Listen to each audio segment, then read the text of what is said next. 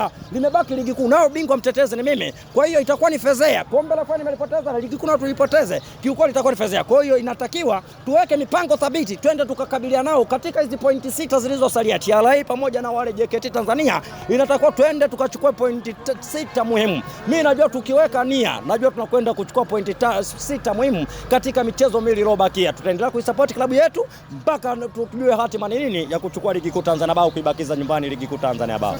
Kwa majina naitwa Ngandu Mustafa, ni mshabiki wa Yanga, ni mwanachama pia wa Yanga. Mchezo ulikuwa mzuri. Binafsi niwapongeze wachezaji wetu pamoja na benchi la ufundi, au kuwa mchezo rahisi. Kwa maana gani? Tumecheza na Azam Jumapili kwenye michuano ya FA.